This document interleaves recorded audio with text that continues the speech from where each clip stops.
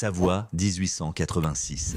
Un territoire impitoyable où les rafales hurlantes n'épargnent personne et où le soleil ardent observe en silence la cruauté des hommes. Les gens murmurent souvent que la fortune ne permet pas d'acheter sa survie. Pourtant, dans ces montagnes reculées, l'argent permettait d'acquérir du bois d'œuvre, de s'assurer des réserves de charbon et d'offrir une illusion de sécurité. Du moins, jusqu'à l'arrivée d'un hiver si féroce qu'il aurait pu glacer les enfers. Ce qui suit est le récit de la façon dont les seigneurs les plus riches de la vallée, équipés de leurs lourds poêles en fonte importés de Lyon et emmitouflés dans d'épais manteaux en fourrure de loup, ont fini par trembler d'une terreur absolue. C'est aussi la chronique de Matteo. Un adolescent de 17 ans débarqué les mains vides, avec une peau tannée par le soleil et couleur de terre, qui a réussi à ériger une forteresse imprenable contre la faucheuse en utilisant précisément ce que la société rejetait, des gravats et des cailloux. Si quelqu'un a déjà balayé vos idées d'un revers de main simplement parce que vous n'avez pas un nom de famille prestigieux ou un compte en banque bien garni, écoutez attentivement, car cette histoire a été rédigée spécialement pour vous. Matteo s'est aventuré dans la vallée de la Maurienne au cours de l'été 86. Il ne possédait aucune monture et n'avait pas non plus de bottes neuves. Son unique bien se résumait au souvenir de son père, un tailleur de pierre du Piémont, qui avait perdu la vie en posant des rails de chemin de fer à travers ces mêmes massifs. Le jeune homme a jeté son dévolu sur une parcelle de terre qui ressemblait à une mauvaise blague. Un versant accidenté, exposé plein sud, grouillant de vipères et parsemé de sombres rochers volcaniques dont personne d'autre ne voulait, jugés inutiles pour les cultures. Le banquier du coin, M. Armand de la Roche, a gloussé en regardant le garçon signer l'acte de propriété avec une croix tremblante. De la Roche faisait partie de ces individus qui évaluèrent le monde entier en billets de banque. Il possédait la plus haute demeure du village, une imposante bâtisse bourgeoise, arborant d'immenses baies vitrées orientées au nord, défiant Dame Nature avec l'arrogance de celui qui croit que son portefeuille agit comme un bouclier indestructible. « Mon garçon », a marmonné de la Roche en allumant un cigare qui valait plus cher que la tenue entière de l'adolescent. « Ce lopin de terre n'est rien d'autre qu'un cimetière de cailloux. Tu n'y feras pousser aucun blé et le bétail n'ira certainement pas paître là-haut. Tu mourras de faim bien avant que Noël ne pointe le bout de son nez en supposant que les gelures ne t'emportent pas en premier. » L'adolescent a retiré son chapeau usé. Il a soutenu le regard de l'homme fortuné et a répondu dans un français hésitant mais plein d'assurance « Je ne vais pas semer de blé, monsieur. Je vais récolter de la chaleur. » De la Roche a lâché un rire éclatant qui a résonné jusqu'au fond de l'épicerie du village. Quelques autres éleveurs, postés dans les environs, des gaillards robustes qui ne juraient que par la force brute, se sont joints aux moqueries. Pour cette assemblée, le gamin n'était qu'un pauvre fou de plus, voué à être enterré vivant sous les prochaines congères. Cependant, le jeune homme nourrissait une stratégie bien précise. Ce n'était pas un plan que l'on pouvait dénicher dans les manuels d'ingénierie sophistiqués de la capitale, mais plutôt une sagesse transmise par les mémoires anciennes de ses aïeux, pendant que ses voisins aisés s'affairaient à ériger de gigantesques granges et des maisons charpentées avec de fragiles planches de sapin vert. Le garçon s'est mis à récupérer exactement ce qu'il jetait. Il s'est dirigé vers la décharge située derrière le bistrot local. Là, il a amassé des bouteilles de vin jetées et des fioles de médicaments vides. Il en a trouvé des centaines, affichant des teintes de verre vert, brun et transparent. Ensuite, il est descendu sur les berges de la rivière pour hisser, l'un après l'autre, les lourds blocs de roches sombres qui rendaient prétendument son terrain sans aucune valeur. Le contremaître de l'exploitation voisine, un colosse connu sous le nom de Guillaume le Marteau, est passé à cheval un après-midi et a aperçu le gamin en train d'empiler ses rochers obscurs contre la pente sud de son abri semi-enterré. « Qu'est-ce que tu fabriques exactement, gamin ?» a hurlé Guillaume. « Tu creuses ta propre tombe ? Je prépare un piège, monsieur » a rétorqué l'adolescent en essuyant la sueur de son front avec sa manche. « Un piège à loup ? Non, un piège pour capturer le soleil ?» Guillaume a craché une chique de tabac sur le sol et a secoué la tête avec incrédulité. « Tu as complètement perdu la raison. Quand la bise du Nord va frapper, ces pierres seront aussi glaciales que le cœur d'une sorcière. Va acheter du bois, idiot, et comporte-toi comme un vrai bonhomme. » Pourtant, le garçon n'a fait l'acquisition d'aucune poutre. Il n'avait pas les fonds nécessaires pour se le permettre. Sa prétendue folie lui a coûté l'équivalent de quelques euros dépensés intégralement pour de la chaux et de l'argile. Tout le reste du projet a été financé à la seule sueur de son front. Matteo a dressé une épaisse barrière d'environ 50 cm de large, entièrement façonnée à partir de ces pierres denses et foncées. Néanmoins, il n'a pas laissé la maçonnerie exposée aux vents ouverts. C'est précisément là que résidait le secret caché, l'astuce ingénieuse que ses habitants avaient totalement ignorée. À quelques centimètres seulement devant la façade de pierre, il a modelé une seconde cloison en utilisant de la boue mélangée à toutes ces bouteilles en verre récupérées, soigneusement emboîtées les unes dans les autres. Cette disposition a formé une poche d'air reposant pile entre la surface vitrée et la roche sombre. Quiconque a déjà posé la main sur un rocher noir en plein soleil d'été sait que cela brûle la peau. Les matériaux sombres absorbent naturellement la lumière du jour.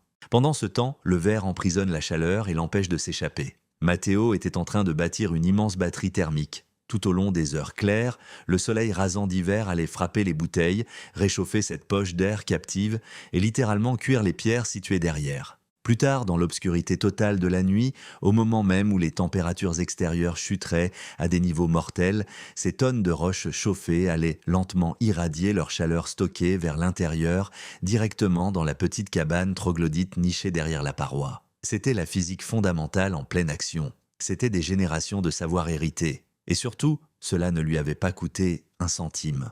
Le mois d'octobre a fini par s'installer. Accompagnant ce nouveau mois, le premier souffle glacial d'un monstre en approche s'est fait sentir. Alors que l'automne 86 semblait faussement clément, la faune sauvage a pressenti ce qui se tramait à l'horizon. Les loups des bois arboraient des pelages plus fournis que dans les souvenirs des anciens. Près du ruisseau, les castors s'affairaient à construire des barrages 2 fois plus profonds qu'à l'accoutumée. Du côté de la propriété de la Roche, un tout nouveau système de chauffage central à vapeur était en cours d'installation. C'était considéré comme une merveille absolue de modernité. Un réseau de tuyaux sifflait et cliquetait, acheminant la chaleur dans chaque pièce du manoir. L'installation complète affichait un prix astronomique de plusieurs milliers d'euros. De la Roche s'est vanté avec fierté, après la messe dominicale, d'avoir réussi à dompter l'hiver. En bas, dans la hutte du gamin, il n'y avait pas le moindre tuyau en vue. Il n'avait aucune réserve de charbon. Il y avait simplement un mur de roches sombres qui dégageait une chaleur agréable sous la paume à la tombée de la nuit, rappelant le flanc d'un cheval au repos. Les habitants du village contemplaient la misérable bicoque avec un profond sentiment de pitié. « Ce pauvre petit », chuchotaient les dames patronesses de la paroisse, « nous devrions prier pour son âme. Ils découvriront sûrement son cadavre gelé au retour du printemps. » Puis, de façon inattendue, le ciel a basculé. Le 28 janvier 1887, la lumière du jour s'est volatilisée. Un lourd rideau couleur de plomb s'est abattu, tout droit venu de Sibérie. Les bourrasques se sont mises à hurler avec une tonalité qui semblait presque humaine, chargée d'agonie et de pure fureur. Le thermomètre a littéralement plongé. Il a dégringolé d'un frais 4 degrés Celsius pour s'effondrer à moins 20 degrés en à peine 3 heures. De retour dans la demeure du banquier, cette chaudière dernier cri dévorait le charbon comme une bête affamée. Néanmoins, les rafales glaciales parvenaient à s'infiltrer dans chaque interstice autour de ces élégantes menuiseries bourgeoises. Les vitrages simples, dépourvus de toute véritable isolation, permettaient à la chaleur intérieure de fuir dans la tempête presque aussi rapidement que le fourneau pouvait en produire. Chez le contremaître, le bois de chauffage vert fraîchement coupé ne faisait que siffler, refusant obstinément de s'embraser correctement. Une fumée épaisse a envahi le salon, faisant tousser et cracher les enfants de Guillaume, pendant que le courant d'air glacial remontait à travers les lattes du plancher surélevé sur des pilotis en bois. Pendant ce temps, là-haut, sur ce coteau rocailleux, Matteo restait paisiblement assis. À l'extérieur, le blizzard rugissait à 100 km/h. Pourtant, bien à l'abri dans son refuge, protégé par la cloison de pierres sombres et de verre, la température se maintenait confortablement autour de 16 degrés Celsius. Il a posé la paume de sa main à plat contre les rochers. Ils étaient délicieusement chauds. La maçonnerie avait absorbé les rayons pendant 3 jours entiers avant que la tempête de neige ne frappe, et maintenant, agissant comme une mère nourricière, elle restituait généreusement toute cette chaleur dans la pénombre. Il n'avait pas déboursé le moindre centime en combustible. Il n'avait pas abattu un seul sapin. Matteo a savouré un bol fumant de ragoût de lentilles, a jeté un œil vers la vallée où les riches propriétés vacillaient faiblement dans la tempête et s'est préparé à trouver le sommeil. Il était loin de se douter qu'en bas, dans la plaine, la vanité était sur le point de se transformer en glace massive. Et très bientôt, ces mêmes individus qu'il avait d'eau qualifiés de fous allaient être forcés de choisir entre leur fierté obstinée et leur propre survie. Ce qui s'est déroulé au cours des 72 heures suivantes à travers la région n'était pas un simple blizzard, c'était un véritable siège. Les historiens d'aujourd'hui s'y réfèrent comme la grande hécatombe, bien que les éleveurs qui l'ont réellement traversée lui aient donné un nom beaucoup plus brutal, la mort blanche. Le vent ne se contentait pas de souffler, il stridulait. Un hurlement incessant et assourdissant qui anéantissait complètement la capacité d'un homme à réfléchir posément. La neige ne tombait pas doucement des nuages. Elle était projetée à l'horizontale comme de la mitraille gelée, cherchant la moindre fissure, chaque trou de serrure et la moindre faille dans l'armure de l'architecture humaine. Et la tempête a découvert une abondance de points faibles. À l'intérieur du manoir bourgeois appartenant à Armand de la Roche, l'arrogance moderne a heurté violemment les lois implacables de la thermodynamique. Le banquier avait placé une confiance aveugle dans son luxueux chauffage central. Une merveille mécanique faite de vapeur et de tuyauterie en cuivre, promettant d'imposer le mode de vie civilisé en plein territoire sauvage. Pourtant, l'homme riche avait négligé une règle fondamentale. Les systèmes excessivement complexes sont les pires ennemis de la survie de base. Dès la deuxième nuit de la tempête aveuglante, les températures ambiantes ont dégringolé à moins 34 degrés Celsius. Le liquide circulant dans les canalisations du manoir, en particulier les sections exposées serpentant dans la cave mal isolée, a cessé de bouger. Il s'est tout bonnement figé. Et comme n'importe quel imbécile le sait, l'eau qui gèle prend du volume. Aux alentours de 3 heures du matin, un vacarme semblable à un coup de canon a brusquement réveillé la famille de la Roche. Crac! Une conduite principale s'est violemment rompue dans la cuisine. Puis une deuxième a éclaté dans le couloir. La vapeur bouillante s'est échappée avec une force brutale dans un sifflement fatal, inondant la résidence d'une humidité qui s'est transformée en givre en l'espace de quelques minutes. Des tapis persans hors de prix, importés de Paris à un tarif exorbitant, se sont changés en patinoires rigides et craquantes. L'unité de la chaudière, désormais privée d'une circulation adéquate, a commencé à surchauffer à un niveau critique, obligeant de la Roche à couper manuellement l'ensemble du système avec des doigts tremblants. En un clin d'œil, le domaine le plus technologiquement avancé de tout le département s'est métamorphosé en un tombeau de glace. Se retrouvant avec un système de chauffage hors d'usage, le banquier désespéré a tenté d'allumer les cheminées ornementales. Cependant, ces foyers avaient été construits purement pour l'esthétique, et non pour dégager une chaleur fonctionnelle. Ils étaient incroyablement peu profonds. Les bourrasques, martelant impitoyablement la façade nord, ont généré un puissant effet d'aspiration qui a refoulé toute la suie directement dans le petit salon. La famille la plus aisée de la région s'est retrouvée à tousser, les yeux noyés de larmes, blottis étroitement dans une seule pièce et enveloppés dans des fourrures de zibeline, regardant leur propre souffle former des nuages blancs et givrés à l'intérieur de leurs appartements. De la Roche fixait d'un regard vide son beau mobilier en acajou. Il a jeté un œil au piano à queue, et pour la toute première fois de son existence, il ne les a pas perçus comme des symboles de la haute société.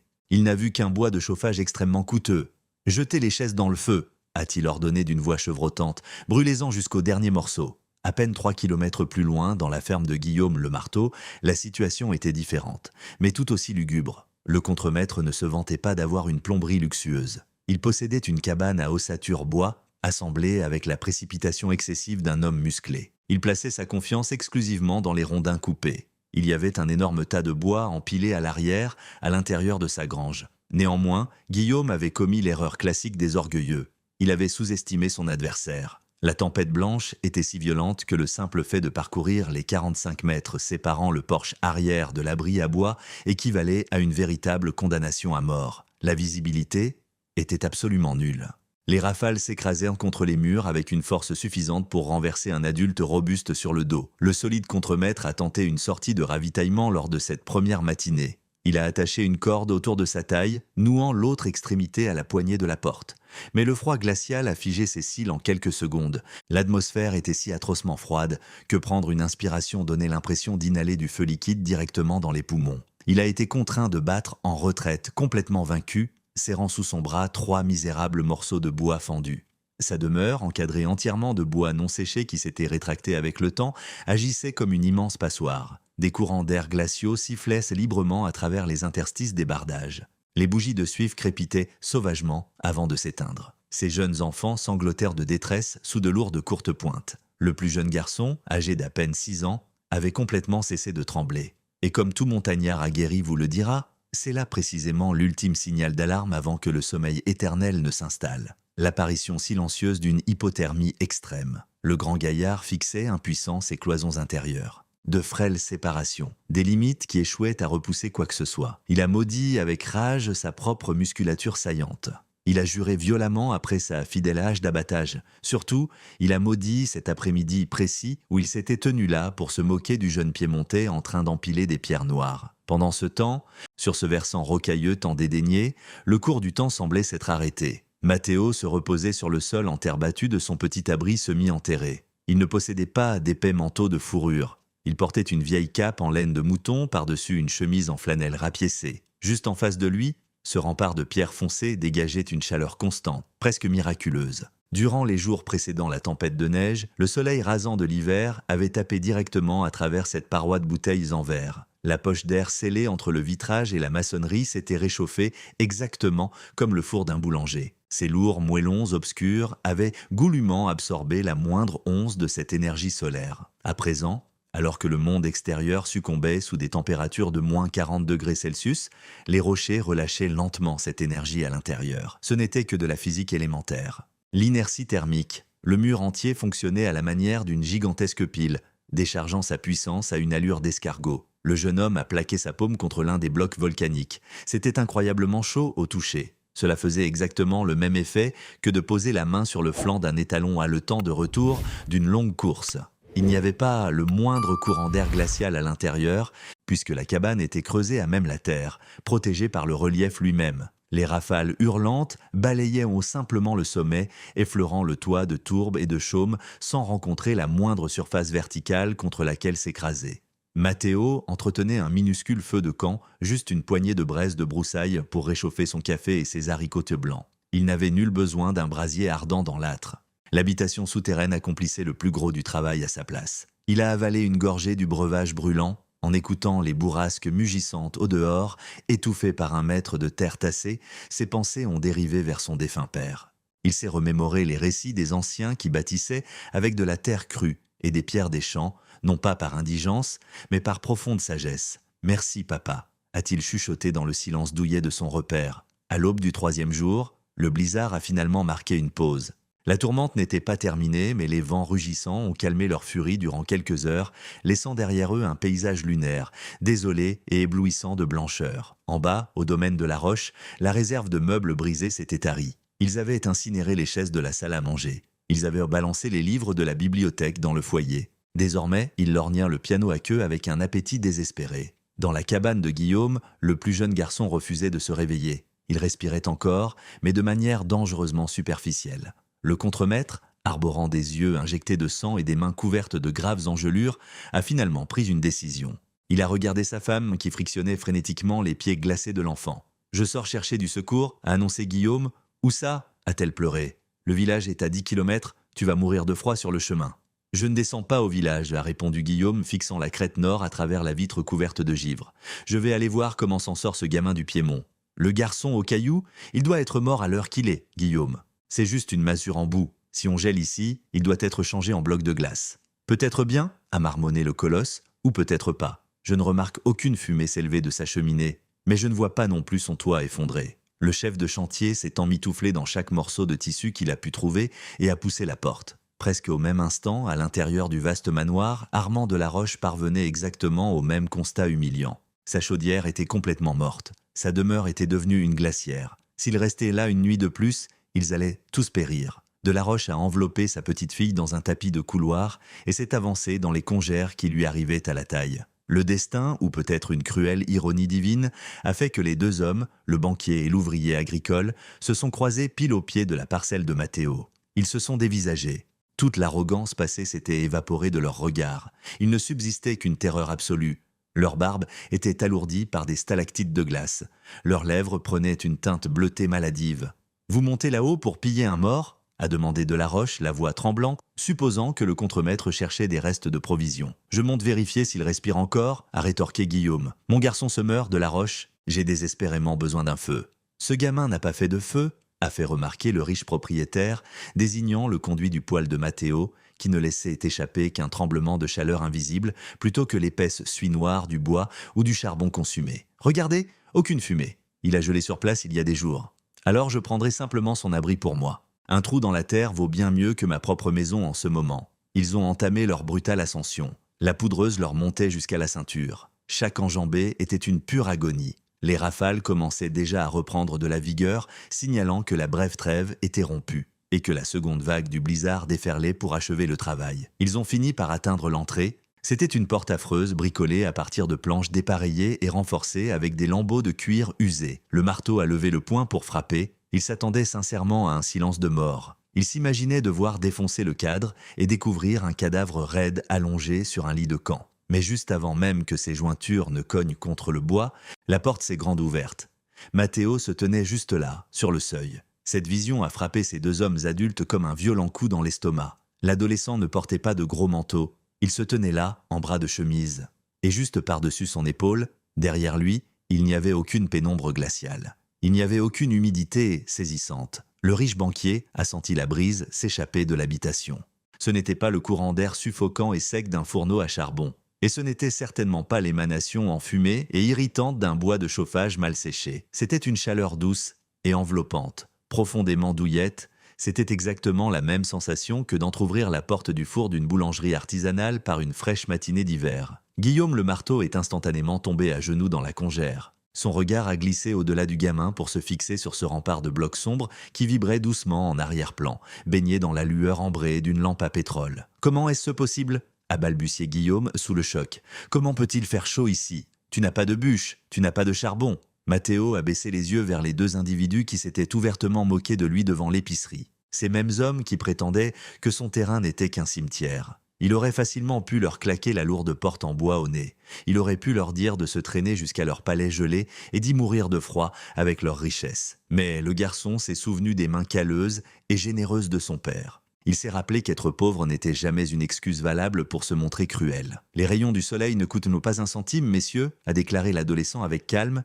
et ces cailloux ne prélèvent aucun taux d'intérêt. Le financier, un type qui possédait la moitié de la vallée, a senti des larmes chaudes geler instantanément sur ses joues. « Ma petite fille, elle est en train de mourir de froid en bas. Allez les chercher, » a proposé Matteo. « Absolument tous.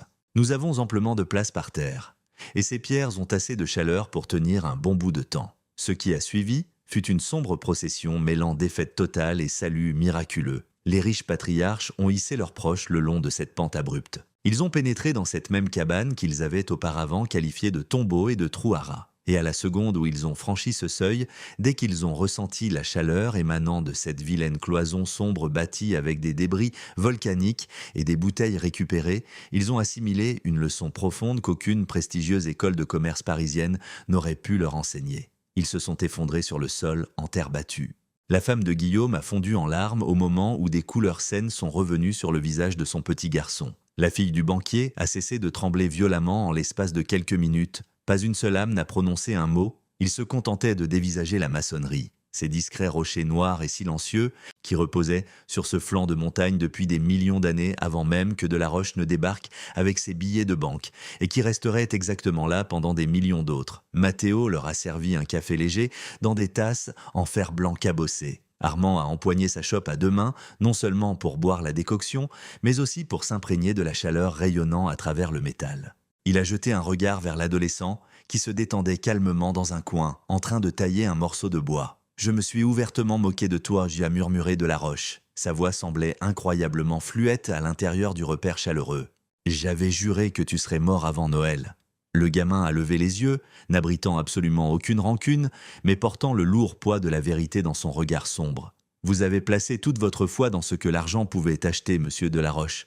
Moi, j'ai mis ma confiance dans les choses que je comprenais réellement. Un homme ne combat pas l'hiver, il fait simplement en sorte de lui survivre. » Le robuste chef d'équipe a tendu le bras pour tapoter la paroi de verre.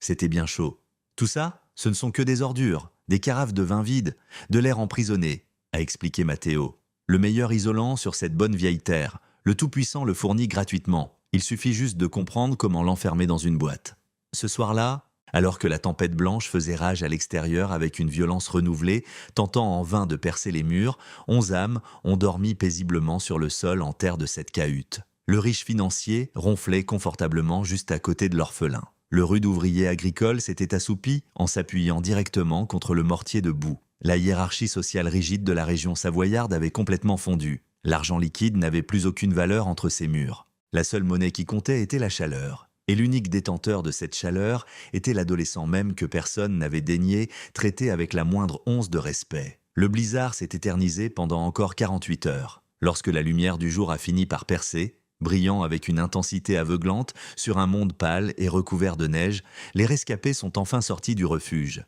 Le paysage environnant était absolument dévastateur. Des centaines de vaches gelées parsemèrent les plaines, ressemblant à des rochers foncés éparpillés sur la poudreuse immaculée. Du côté du manoir, Les tuyaux de Delaroche avaient explosé en 1000 morceaux et sa décoration luxueuse avait été réduite en cendres. La cabane du contremaître avait eu un grand pan de son toit purement et simplement arraché. Cependant, l'abri du gamin était resté parfaitement intact. Cette sombre batterie thermique buvait déjà les premiers rayons du soleil matinal, se rechargeant pour le crépuscule à venir, totalement indifférente au désastre environnant. Le banquier s'est avancé d'un pas décidé vers le jeune homme.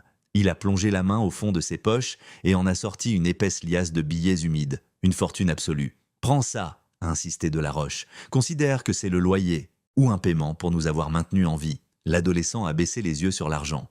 Puis, il a promené son regard sur la vallée dévastée. « Je n'ai que faire de votre monnaie, monsieur Delaroche. Dépensez-la plutôt pour de meilleures vitres, des fenêtres qui font face au ciel du sud et non au vent du nord. » L'homme riche a lentement rabaissé son poing, profondément honteux. Le message était passé 5 sur 5. Un homme ne peut tout simplement pas acheter la dignité, soit on la possède, soit on ne l'a pas. Guillaume le marteau s'est avancé à son tour, et au lieu de proposer de l'argent, il a tendu son énorme main droite calleuse. « Montre-moi comment faire », a demandé le contremaître. « Je refuse de revivre une telle vague de froid un jour. Apprends-moi comment monter un mur comme le tien. » Et juste là, debout, au milieu des congères éblouissantes de 1887, une véritable transformation a pris racine. Le dégel printanier de 1887 a révélé un immense cimetière. Une fois que la poudreuse a fini par fondre, la région de Maurienne ressemblait à une vallée d'ossements. Le bétail appartenant aux riches barons de l'élevage, ces bêtes qui représentaient le pouvoir et le statut ultime,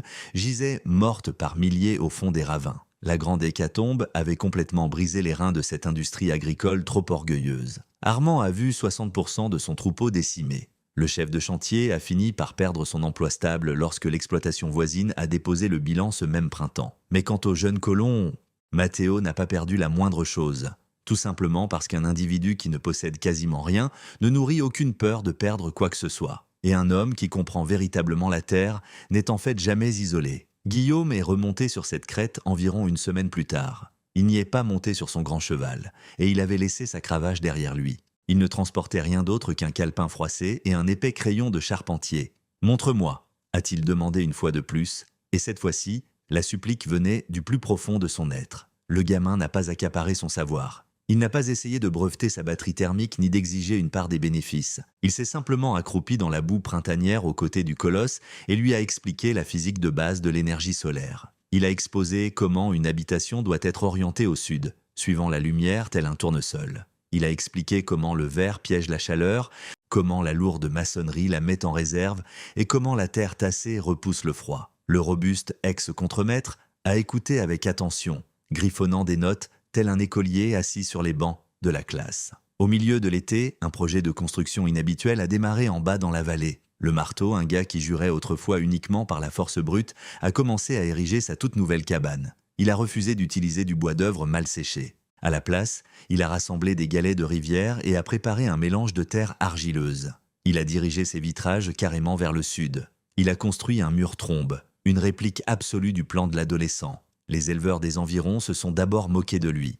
On dirait que Guillaume s'est pris pour un paysan du Piémont, plaisantait-il au bistrot du coin. Pourtant, quand les neiges ont fait leur retour la saison suivante et que ces rafales brutales se sont remises à hurler, la cabane du contremaître est restée incroyablement douillette. Ces garçons n'ont pas craché leurs poumons. Sa réserve de bûches a duré 2 fois plus longtemps que d'habitude. Ses railleries se sont rapidement évanouies dans un silence absolu. Et pour finir, ce silence s'est transformé en une imitation généralisée. Le financier hautain n'a jamais avoué publiquement son erreur devant le village. La vanité est une maladie coriace dont il est difficile de se défaire. Malgré tout, plus tard dans l'année, il a entièrement rénové son domaine.